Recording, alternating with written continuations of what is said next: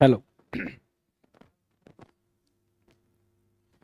Hello my dear students, first of all a very good evening to all of you. इससे पहले कि हम अपने सेशन को स्टार्ट करें माय डियर स्टूडेंट्स, आप सभी का स्वागत है आपके अपने YouTube channels. So my dear students, इससे पहले कि हम अपने सेशन को चालू करें, एक बार प्रेम से सभी लोग जयकारा लगा देंगे। जय श्री श्याम एक बार बोल देंगे आप लोग, कमेंट में लिख दीजिएगा। सो आज का सेशन हमारा बहुत ही शानदार सेशन होने वाला है और इसमें हम काफ़ी चीज़ आपको सिखाने वाले हैं और सीखने वाले हैं। तो पूरे कंटेंट को भैया शिद्दत के साथ अच्छे से बैठ के देखिएगा। और आइए हम पहले क्वेश्चंस की तरफ चलते हैं। क्वेश्चन नंबर 1 क्या कह रहा है? कह रहा है कि choose the adverb in the given sentence. कह रहा है कि ये जो एक सेंटेंस दिया गया है इसमें आपको बताना है बेटा एडवर्ब कहाँ है, विच वन इज एडवर्ब। तो अगर हमें एडवर्ब पूछ रहा है इसका मतलब ये है कि हमें एडवर्ब पता होना चाहिए कि एडवर्ब क्या होता है। तो आइए सबसे पहले मैं आपको वो बता दूं कि एडवर्ब क्या होता है। एडवर्ब को हिंदी में हम कहते हैं क्रिया विशेषण। एडवर्ब क्या होता है? एडवर्ब एक ऐसा पार्ट्स ऑफ स्पीच है जो किसको मॉडिफाई करता है, किसी वर्ब को मॉडिफाई करता है, किसी एडजेक्टिव को मॉडिफाई करता है और साथ में अपने आप को यानी एडवर्ब को भी मॉडिफाई कर सकता है।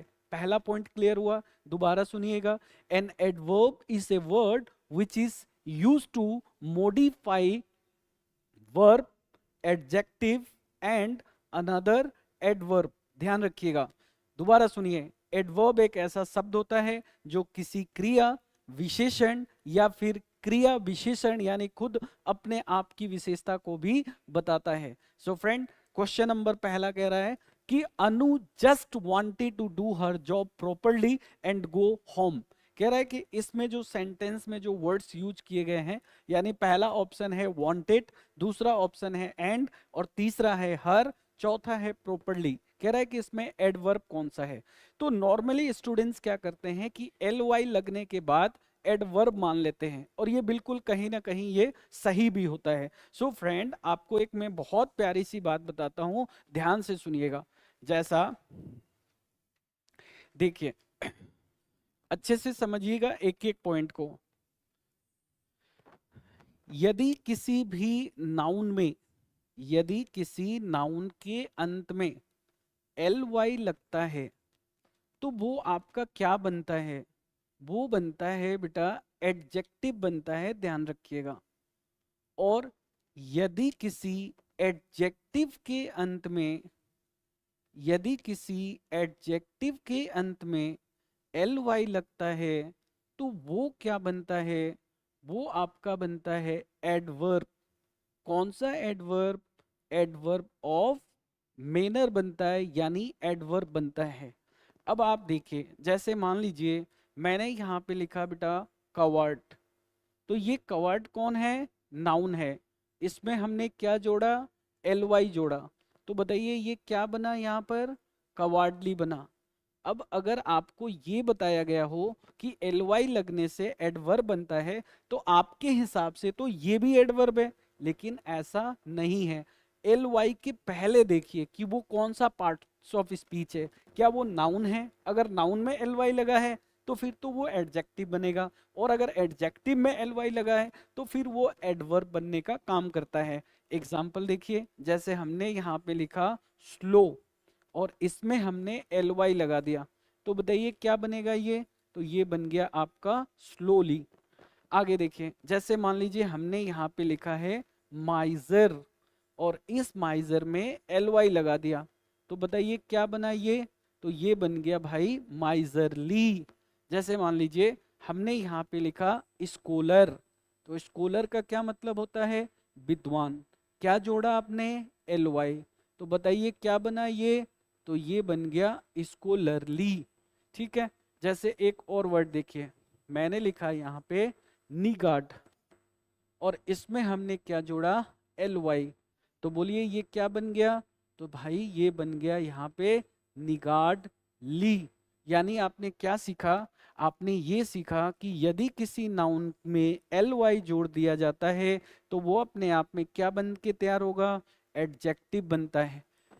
लेकिन एडजेक्टिव में अगर एल वाई लगा देंगे तो वो बनेगा एडवर्ब ऑफ मैनर, यानी एडवर्ब बन जाएगा। जैसे आप देखिए हमने यहाँ पे लिखा बेटा क्विक। क्विक में हमने एल वाई लगाया, तो बताइए ये क्या बन गया? तो सर ये बन गया क्विकली।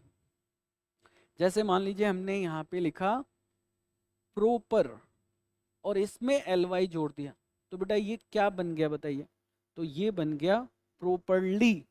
जैसे मान लीजिए हमने यहाँ पे लिखा रैपिड और इस रैपिड में हमने एल वाई लगा दिया, तो ये क्या बन गया? तो सर ये बन गया रैपिडली। तो आप बताइए आज के बाद कभी भी एल वाई लगने से हम तुरंत एडवर्ब नहीं मानेंगे।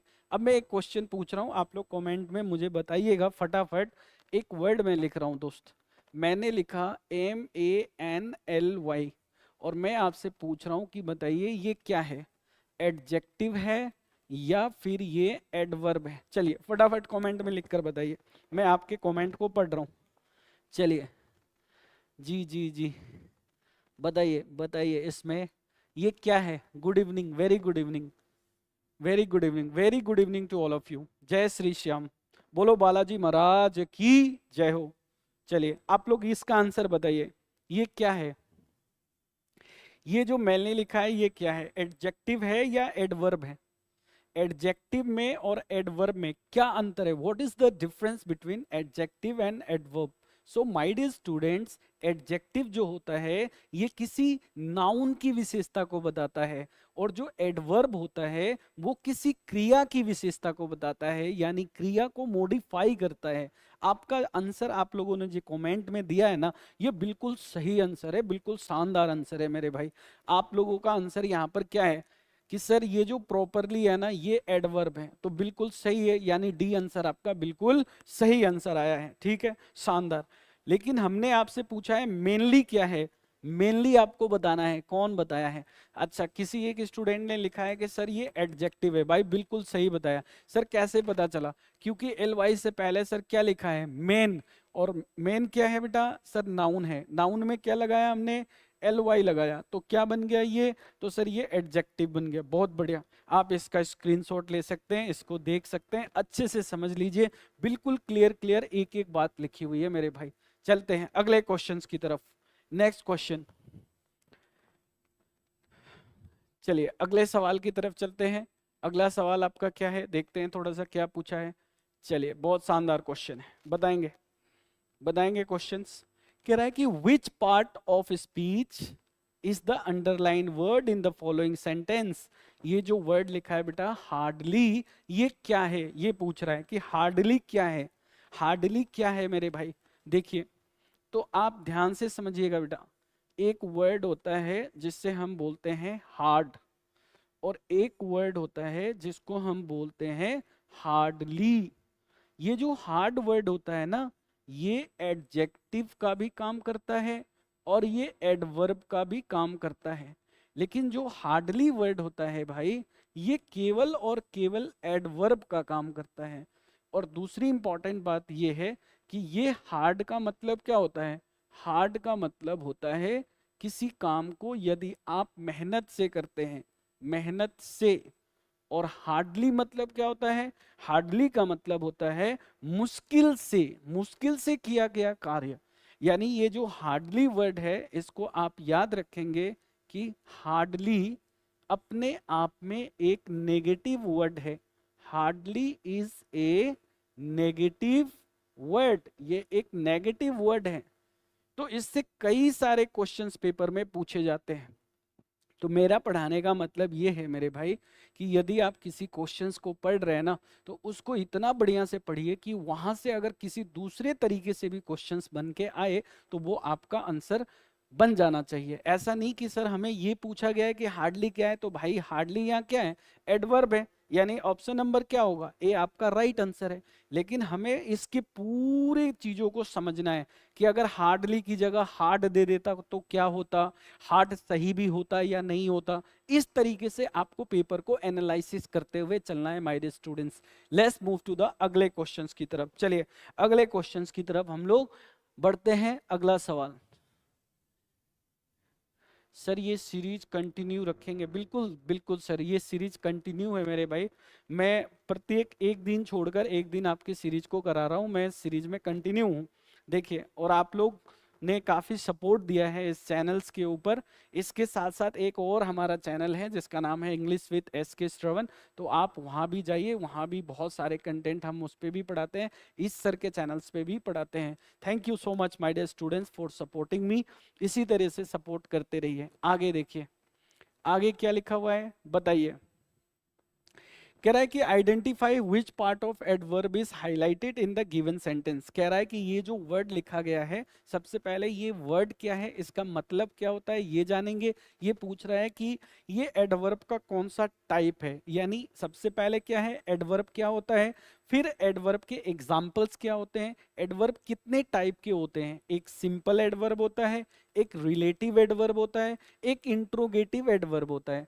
तो सिंपल एडवर्ब के अंदर अलग अलग एडवर्ब होते हैं, जैसे एडवर्ब ऑफ मैनर हो गया, एडवर्ब ऑफ प्लेस हो गया, एडवर्ब ऑफ टाइम हो गया, एडवर्ब ऑफ अफर्मेशन हो गया। तो पूछ रहा है कि ये जो वर्ड लिखा गया है ना, ये कौन सा एडवर्ब है, ये आपसे पूछ रहा है।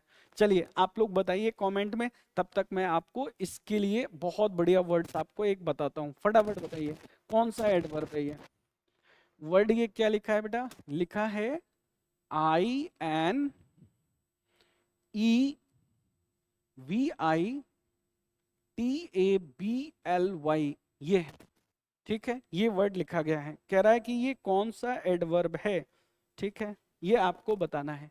सबसे पहले ये एडवर्ब है, ये क्लियर हो गया। सर ये कौन सा एडवर्ब है, ये आपको बताना है। तो इसका मतलब समझ लीजिए, इसका मतलब होता है हिंदी में अनिवार्य रूप से, अनिवार्य रूप से, अनिवार्य रूप से, इसका मतलब ये होता है। ठीक है, एक तो ये समझ में आ गया। दूसरी बात इसमें हमें समझना है, अनिवार्य रूप से का मतलब हम इसको बोल सकते हैं डेफिनेटली, डेफिनेटली, डेफिनेटली। इसको हम बोल सकते हैं श्योरली, निश्चित रूप से, श्योरली। इसको हम बोल सकते हैं ट्रूली, ट्रूली, या इसके लिए वर्ड हम यूज कर सकते हैं ऑब्वियसली, ऑब्वियसली। तो ये कौन सा एडवर्ब है ये पूछ रहा है इसमें। क्या ये मेनर है, बहुत सारे बच्चे मेनर बता देंगे। देखिए टाइम है, ये समय बताता है। मेनर किसी काम करने के तरीका को बताता है। डिग्री कोई काम कितना हुआ ये बताने का काम करता है। तो यहाँ पर कह रहा है अनिवार्य रूप से, निश्चित रूप से। तो भाई आपका राइट आंसर हो जाएगा यहाँ एडवर्ब ऑफ अफर्मेशन, यानी इसका आंसर कौन सा सही है, ए ऑप्शन आपका बिल्कुल सही है। कितने लोगों ने ए आंसर दिया है, चलिए देखते हैं। सर कल की छुट्टी है या नहीं जल्दी बताओ। भाई कल की छुट्टी है या नहीं ऐसा, अरे यार कल तो क्या है, एंजॉय करिए, कल एंजॉय करने का डे है। ठीक है, तो पढ़ाई के साथ साथ आप लोगों को एंजॉय भी करना चाहिए। Happy Valentine to all of you my dear students. चलिए अगले सवाल की तरफ चलते हैं, फिलहाल क्वेश्चंस को देखते हैं। देखिए मेरा काम केवल और केवल पढ़ाना है मेरे भाई, छुट्टी का काम, बताने का नहीं बताने का काम, ये मैनेजमेंट का काम है। ठीक है, सो फिलहाल इस क्वेश्चंस पे आते हैं। कह रहा है कि ये जो वर्ड लिखा गया है कि while global attention understandably is focused on relief and recovery, this is the time to design for resilience। कह रहा है ये क्या है इसमें, मतलब ये जो वर्ड लिखा गया है ये कौन सा वर्ड है इसमें, एडवर्ब ऑफ मैनर है, एडवर्ब ऑफ अफर्मेशन है, फ्रीक्वेंसी है या टाइम है। चलिए बताइए, तो कमेंट में लिखकर बताइए ये क्या है, फटाफट बताइए मेरे भाई, फटाफट बता दो ये क्या है। देखते हैं कितने लोग इसका आंसर बताते हैं। चलिए फटाफट बता दीजिए ये जो वर्ड लिखा है ये क्या है। तो देखिए सबसे पहले समझते हैं एक एक वर्ड को। ये तो वर्ड आप जानते हैं अंडरस्टैंड, ये वर्ड आपको पता है। इसी वर्ड से नेक्स्ट वर्ड बनता है अंडरस्टैंडेबल, ऐसे। और इसी से तीसरा वर्ड आपका बना है मेरे भाई, क्या बना है देखिए, ये बन गया है। तो ये क्या हुआ है अनस्टेबल, ये जो वर्ड है ये एडजेक्टिव है, ये वाला ध्यान रखना, क्या है एडजेक्टिव है। अंडरस्टैंड, और यहां पर ये जो वर्ड है अंडरस्टैंड ये क्या है वर्ब है, आई अंडरस्टैंड। और अंडरस्टैंडेबली जो वर्ड लिखा गया है ये अपने आप में क्या है एडवर्ब है। अब आपको बताना है कि कौन सा एडवर्ब है, तो आपको ध्यान रखना है मेरे भाई कि ये है आपका एडवर्ब ऑफ एफर्मेशन। एफर्मेशन है ये, क्या है बेटा, अफर्मेशन, ये वाला वर्ड है इसमें, ठीक है। चलिए एक एक चीज बताते हुए चल रहा हूँ, समझाते हुए चल रहा हूँ। अब मेरा मोटो नहीं है कि केवल हम क्वेश्चंस के आंसर बता दें, हम उसको पूरा अच्छे से आपको एक्सप्लेन करेंगे एक एक चीज को। चलिए नोट डाउन करते हुए चलिएगा, लिखते हुए चलिएगा। आगे आसान सवाल है, पढ़िएगा क्वेश्चंस और बताइए क्या कह रहा है। कह रहा है कि द 11 years old गर्ल्स, ठीक है, कह रहा है कि 11 years old girl's father works as a supplier in a small restaurant in Periyakulam and her mother is a daily wage worker. कह रहा है कि ये डेली जो लिखा है ये क्या है, तो ये तो बहुत आसान है। डेली क्या है बता दो फटाफट। डेली, डेली मतलब समय बता रहा है, और समय बता रहा है तो यहाँ पर क्या हुआ, ये एडवर्ब ऑफ टाइम हो गया। Very easy question, very easy. Daily क्या है, एडवर्ब ऑफ टाइम है। चलिए अगला सवाल देखिए क्या कह रहा है। नेक्स्ट क्वेश्चन, नेक्स्ट क्वेश्चन आपसे पूछ रहा है मेरे भाई कि इट इज दिस एम्बिग्यूटी। सबसे पहले ये वर्ड मैं आपको बता दूं मेरे भाई, एम्बिग्यूटी क्या होता है। एम्बी याद रखना, एम्बी, एम्बिग्यूटी ये लिखा है। एम्बिग्यूटी किससे बना है, एम्बिग्यूअस से। इसका मतलब क्या होता है, एम्बिग्यूअस का मतलब होता है जो चीज हमें क्लियर नहीं है, यानी डाउटफुल है। डाउटफुल है इसका मतलब क्या है, नॉट क्लियर है, ठीक है। एम्बिग्यूअस है, डाउटफुल है, नॉट क्लियर है, ठीक है। इसको आपको ध्यान रखना है। इसके साथ एक वर्ड और आता है बेटा, क्या है, वैग है, ये वैग है, ठीक है, वैग। इसके लिए एक और वर्ड आता है ऑब्सक्योर। क्या आता है, ऑब्सक्योर। अब ये जो ओ यू एस लगा है ना, ये क्या है, एडजेक्टिव है। और इसमें क्या लगा है, टी वाई, तो टी वाई लगने से क्या बनता है, नाउन बनता है, ध्यान रखिएगा। क्वेश्चन में क्या पूछा जा रहा है, एवरीवेयर। एवरीवेयर क्या है, एवरीवेयर का मतलब ये जगह बताने का काम कर रहा है। और अगर ये जगह बता रहा है तो भैया ये है क्या, एडवर्ब ऑफ प्लेस है बाबू। क्या है, एडवर्ब ऑफ प्लेस है। आंसर बताते चलिएगा, गलत होगा तो कोई बात नहीं है, टेंशन नहीं लेना, गलत होगा तो कोई बात नहीं। सर वैलेंटाइन को नेशनल छुट्टी अनाउंस करने का आंदोलन कर रहा हूं, उसमें साथ दो सर। भाई वैलेंटाइन डे को तुम नेशनल छुट्टी क्यों अनाउंस कर रहे हो मेरे भाई। दिल टूट गया है क्या तुम्हारा, बताओ। दिल टूटा हुआ है, हाँ, उसको जोड़ना है, जोड़ना है तो बताओ, उसको जोड़ देंगे। हाँ चलिए, छुट्टी के लिए कैसे अनाउंस, हाँ मैं बिल्कुल साथ दूंगा तुम्हारा, लेकिन साथ क्यों चाहिए, कहाँ जाओगे, कहाँ घूमने जाओगे, बताओ फटाफट बताओ, कहाँ जाओगे घूमने, कौन से गार्डन, नेहरू गार्डन, हाँ, कौन से गार्डन में जाओगे, कमेंट में लिखकर बताओ कौन से गार्डन में जाओगे घूमने, कौन से रेस्टोरेंट में जाओगे। और क्वेश्चंस को चलते हैं अगले सवाल की तरफ। अगला क्वेश्चंस क्या कह रहा है, कह रहा है कि France is inching towards a May 11 deadline to allow some schools to open their doors again after almost 2 month। Almost पूछा है इसमें कि ऑलमोस्ट क्या है, व्हाट इज ऑलमोस्ट, ये ऑलमोस्ट वर्ड है, ये क्या है, फटाफट बता दो कमेंट में, मैं वेट कर रहा हूँ, देख रहा हूँ बेटा कि ये ऑलमोस्ट वर्ड क्या है। एक तो पता है कि ये एडवर्ब है, अच्छा एडवर्ब में भी ये क्या है, तो आपको बता दूं कि ये एडवर्ब ऑफ डिग्री है। क्या है बेटा, ये एडवर्ब ऑफ डिग्री, ऑलमोस्ट। यदि इस तरह के क्वेश्चंस को करने के लिए एक बार एडवर्ब टॉपिक को प्यार से पढ़ लेना भाई, मैं प्यार से पढ़ा दूंगा एक एक चीज बिल्कुल समझा समझा के कि ये टाइम होता है, ये प्लेस होता है, ये मैनर होता है।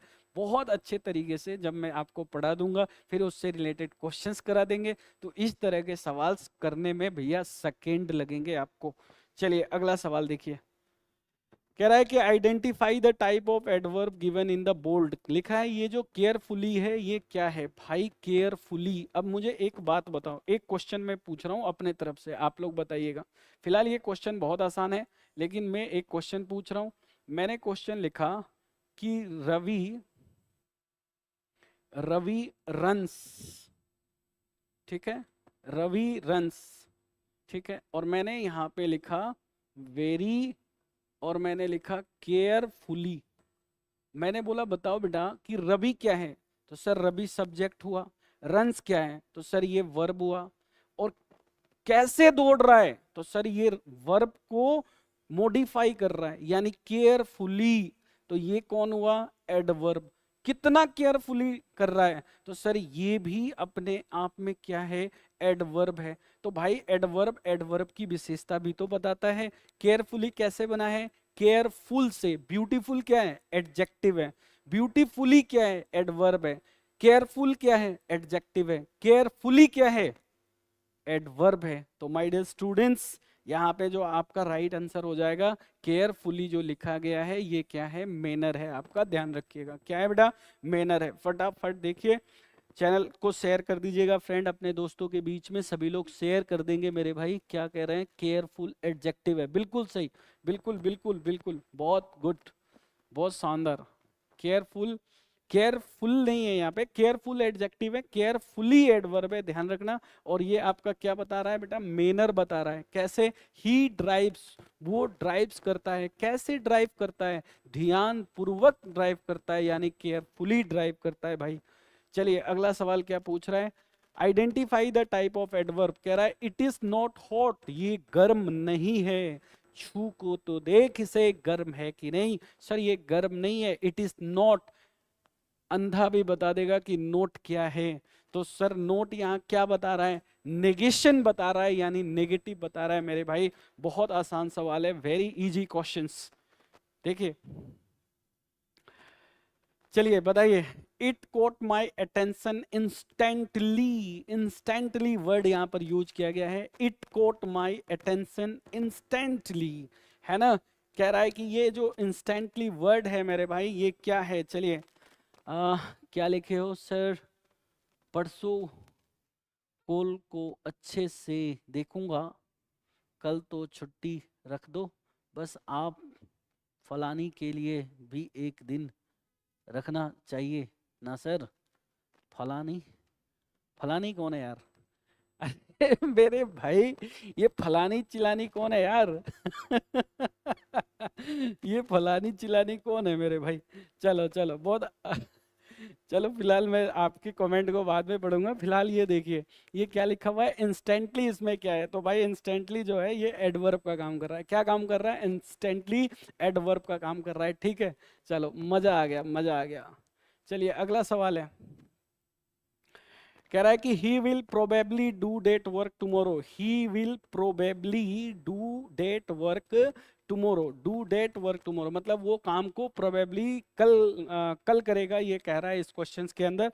तो ये जो वर्ड है प्रोबेबली, ये क्या है? ये तो आपको पता है कि ये जो प्रोबेबली वर्ड है ये अपने आप में कैसा वर्ड है बेटा? एडवर्ब है। तो आपको यहाँ पूछ रहा है कि वर्ब है, कंजंक्शन है, एडवर्ब है या इंटरजेक्शन है? तो ये एडवर्ब है। सो भाई इस तरह का जो कंटेंट है आजकल, जैसे यूपीएससी का एक पेपर होता है, सीडीएस का पेपर, जिसमें ये इस तरह के क्वेश्चंस 10 नंबर के क्वेश्चंस आते हैं। काफी इंपॉर्टेंट कंटेंट होता है ये। 10 नंबर के क्वेश्चंस आते हैं। Identify the parts of speech, आपको पार्ट्स ऑफ स्पीच को आइडेंटिफाई करना होता है। बहुत शानदार कंटेंट है ये। चलिए, तो अगला सवाल क्या पूछा है देखिए। कह रहा है कि आई केयरफुली पेंटेड द हाउस। कैसे पेंट किया हाउस को? केयरफुली किया। आई केयरफुली पेंटेड द हाउस। कह रहा है कि प्रोनाउन है, एडजेक्टिव है, नाउन है या एडवर्ब है? तो भैया बहुत आसान सवाल, आसान पेपर बना दिया है इसको। मॉक टेस्ट पेपर काफी आसान है। तो यहाँ पर क्या है? ये एडवर्ब है, ये एडवर्ब।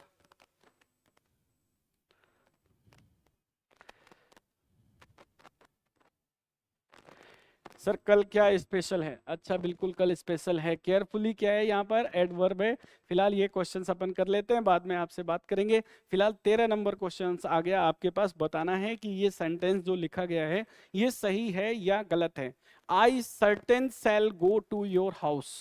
सर्टेन सेल गो, ये जो सेंटेंस लिखा गया है ये सही है। अगर सही है तो आपका आंसर क्या होगा?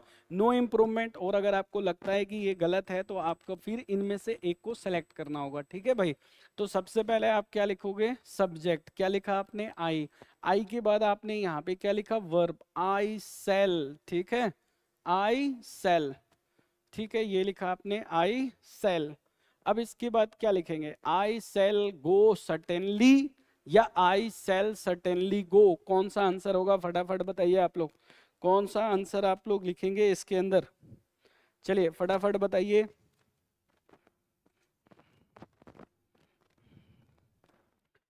क्या लिखेंगे कमेंट में लिख के बताइए, हम आपके कमेंट को पढ़ रहे हैं। सर वो कमेंट भी, अरे चलिए फिलहाल आप लोग इसका आंसर बताइए कि क्या आंसर होगा, फटाफट बताइए। आई सेल क्या करेंगे, आई सेल के बाद मैं क्या लगाऊं, आई सेल सर्टेनली गो लिखूं या आई सेल गो सर्टेनली लिखूं, बताइए क्या लिखेंगे। तो यहाँ पर हम आई सेल और यहाँ पे हम क्या लिखेंगे बेटा, सर्टेनली, आई सेल सर्टेनली क्या लिखेंगे यहाँ पे, आई सेल सर्टेनली गो लिखेंगे यहाँ पे, ठीक है। तो आपका आंसर इसमें कौन सा सही हो जाएगा बताइए। तो बी आंसर आपका सही हो जाएगा, आई के बाद लगाएंगे सेल, सेल के बाद सर्टेनली और फिर गो आंसर हो जाएगा, B is the right answer. चलिए आपके कमेंट काफ़ी अच्छे हैं, साथ में आप लोग आंसर भी बताते चलिए माय डियर स्टूडेंट्स, मुझे बहुत खुशी होगी।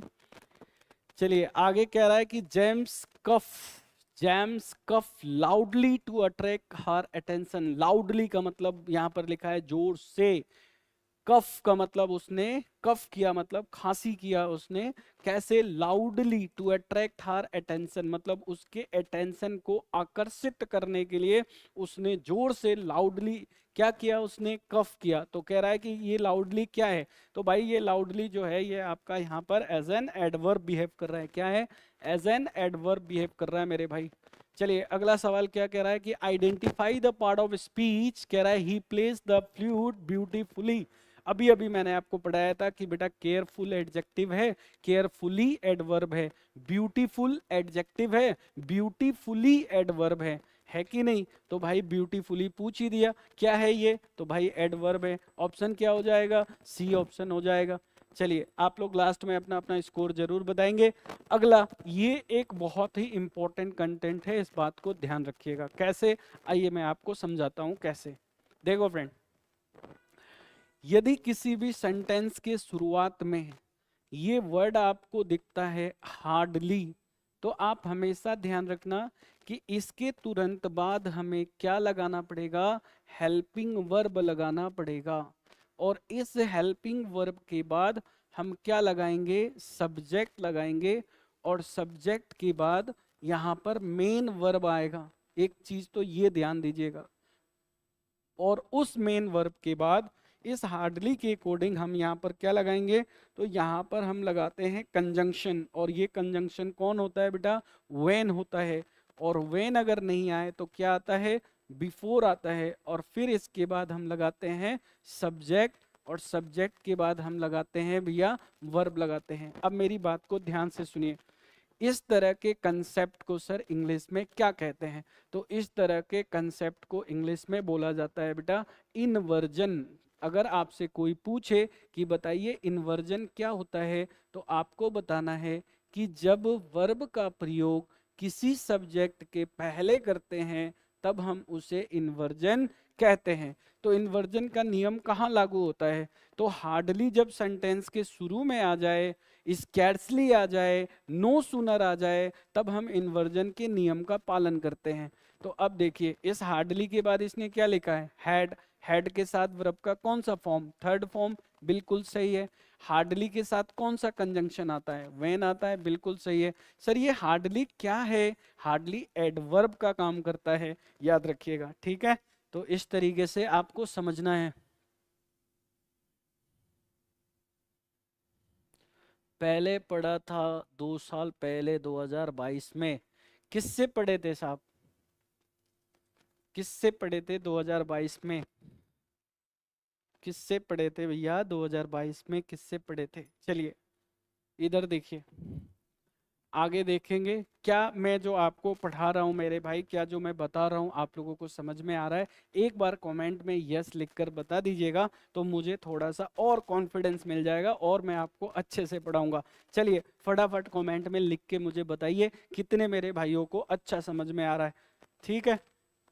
ऑफलाइन में तो मैंने बहुत सारे स्टूडेंट्स पढ़ाए हैं, लेकिन ऑनलाइन के ऊपर हम लोगों की एक अच्छी शुरुआत है, नई शुरुआत है, जिसमें मैं चाहता हूं कि आप लोग सपोर्ट करिए। अच्छे अच्छे हम कंटेंट लेकर आएंगे, अच्छे आपके साथ मेहनत करेंगे, और डेली मॉक टेस्ट पेपर आप लोगों को इसी तरीके से हम लोग कराते रहेंगे। फ्रेंड एक बार आप लोग यस, चलिए thank you so much for giving your comment. My dear students, लेकिन मैं चाह रहा हूं कि सभी लोग, आप लोग लिखें, अपना ओपिनियन दे, क्योंकि सबका ओपिनियन अलग अलग हो सकता है माय डियर स्टूडेंट्स। चलिए आगे चलते हैं। अगला क्वेश्चन क्या है? क्वेश्चन नंबर 17 कह रहा है कि इनमें से विच sentence has the adverb in the correct position. कह रहा है कि इसमें ना आपके पास 4 सेंटेंस है। कह रहा है कि कौन से सेंटेंस को किस सेंटेंस में सही एडवर्ब का यूज किया गया है, उसके पोजीशन का। तो आपको बताना है इसमें पढ़कर। आप लोग बताइए कौन सा सही है इसमें प्लीज। चलिए okay okay my dear students, thanks all of you my dear students. इसका आंसर आपको बताना है। बड़ा प्यारा क्वेश्चन है और रियल में प्यारा क्वेश्चन है। मतलब ये क्वेश्चन वही स्टूडेंट कर सकता है जिसने एडवर्ब को एक बार शायद पढ़ा हो, या फिर अपने सेंस के अकॉर्डिंग क्वेश्चंस, जैसे हम हिंदी में कोई सेंटेंस पढ़ते हैं तो हमें लग जाता है ना यार इसमें ये गलत है, तो कई बार इंग्लिश में भी ऐसा हो जाता है मेरे भाई। तो इसको एक बार आप पढ़ के बताइए कौन सा ऑप्शन आपका सही होगा। चलिए फटाफट बताइए which option is correct।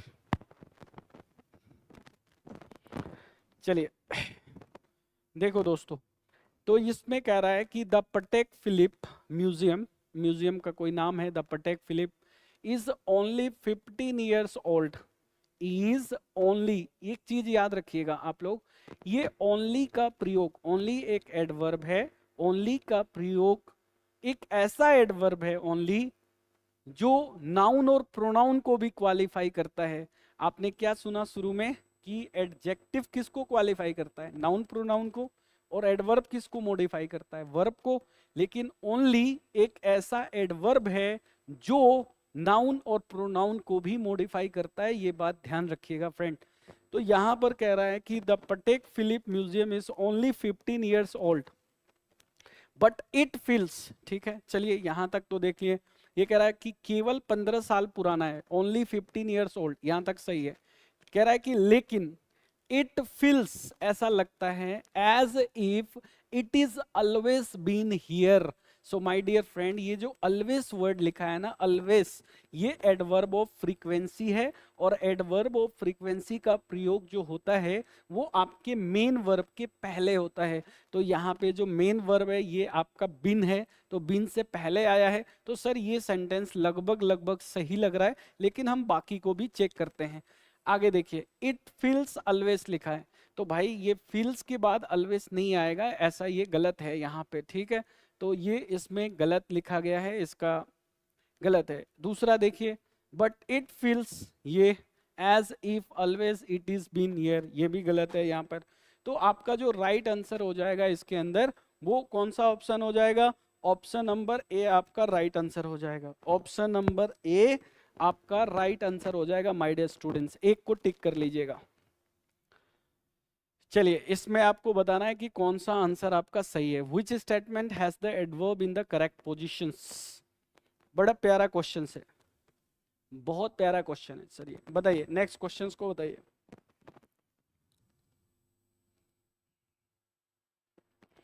चलिए बताइए नेक्स्ट क्वेश्चंस। इसमें अच्छे क्वेश्चंस है, कुछ क्वेश्चंस तो काफ़ी इजी थे और कुछ क्वेश्चंस इसमें अच्छे दिए गए हैं।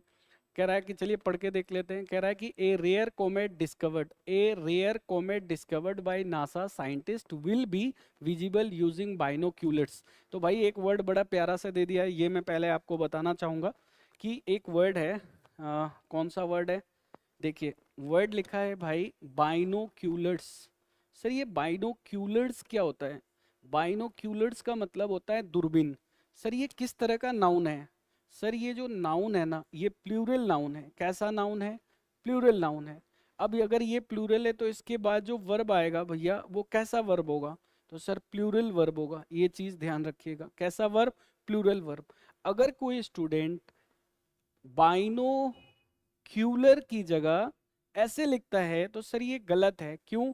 क्योंकि ये अपने आप में ही प्लूरल है, इनके अंत में जो एस लगा है वो नहीं हटेगा। ये किसका कंसेप्ट है? ये नाउन का कंसेप्ट है, तो ये आपको ध्यान रखना है।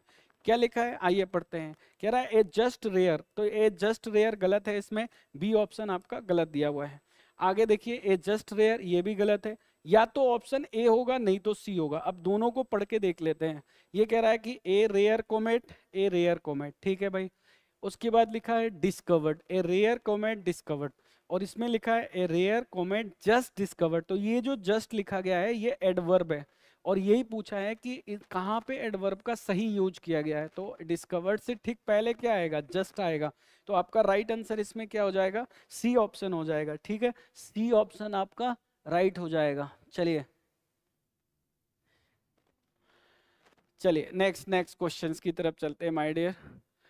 अगला सवाल देखिए, नेक्स्ट क्वेश्चंस। आगे क्वेश्चन कह रहा है विच sentence has the adverb in the correct position. आपको बताना है कि एडवर्ब का करेक्ट पोजीशन इसमें क्या है, मतलब एडवर्ब कौन सा है बताओ, इसमें एडवर्ब कहाँ है और वो राइट पोजीशन पे है या नहीं, वो बताना है। चलिए फटाफट कमेंट करके हमें बताएंगे कि इसका आंसर आपका कौन सा सही है, जल्दी जल्दी बता दीजिए फटाफट। एक और क्वेश्चन है, इसके बाद हम लोग अपने सेशन को एंड करेंगे। चलिए बताइए फटाफट, बताइए क्या क्या है इसके अंदर। देखिए इसके अंदर सबसे पहले कह रहा है कि भैया इट्स, इट्स मतलब होता है it is a super story really, it is a super story really. तो रियली एडवर्ब है, ध्यान रखिएगा। ठीक है, कह रहा है कि it is a super story of one man's frightening descent into a world of corruption really. अब ये रियली लास्ट में लिखा गया है। ठीक है, ये कह रहा है it is a super story of one's man really frightening. तो फ्राइटनिंग से पहले इसने क्या यूज किया है, रियली यूज किया है। तो सर इसमें भी आपका जो राइट आंसर है वो आंसर क्या हो जाएगा, सी आपका राइट आंसर हो जाएगा। यहाँ पे C is the right answer of the given question. चलिए अंत है लेकिन अंतिम नहीं है मेरे भाई। जाने से पहले आप लोगों को मैं बता दूं कि अगर आप निरंतरता रूप से थोड़ा थोड़ा भी प्रयास करते हैं तो आप बहुत अच्छा करेंगे। यदि इंग्लिश में आपको बहुत ही ज़्यादा ऐसा लगता है कि सर इंग्लिश हमारी बहुत वीक है, हम बिल्कुल जीरो लेवल से सीखना चाहते हैं, तो आप हमसे जुड़ना ना भूलें। और हमारा जो एसएससी का फाउंडेशन बैच चल रहा है वो अभी चौधरी क्लासेस के अंदर चल रहा है, और सुबह 11 बजे हमारा इंग्लिश का क्लास चलता है जिसमें हम लोग नए फाउंडेशन बैच स्टार्ट करने वाले हैं। तो आप उसको ज्वाइन करना ना भूलें सभी लोग, माय डियर स्टूडेंट्स। और आपके जो कलीग्स हैं आप उनको भी बताइए, बिल्कुल जीरो लेवल से पढ़ाता हूँ और बिल्कुल दिल से पढ़ाता हूँ मेरे भाई। सबसे बड़ी खास बात तो ये है। आगे क्वेश्चन कह रहा है कि did you know that Sumit could speak French perfectly. कह रहा है इसमें एडवर्ब क्या है, तो भाई बहुत आसान वर्ड है ये। तो कह रहा है कि इसमें एडवर्ब बताना है, तो परफेक्टली जो वर्ड लिखा गया है ये आपका एडवर्ब है। इसी के साथ हम अपने इस प्यारे से छोटे से सेशन को यहीं पे मैं समाप्त करता हूं। Thank you so much my dear students for watching me and giving your precious time. आपका कीमती समय देने के लिए आप सभी को धन्यवाद दिल से। एक बार जाते जाते फिर से आप जय श्री श्याम जरूर बोलिएगा, जहां भी आप बैठे हैं, जहां से भी आप मुझे देख रहे हैं। Thank you so much for watching this video. Love you all.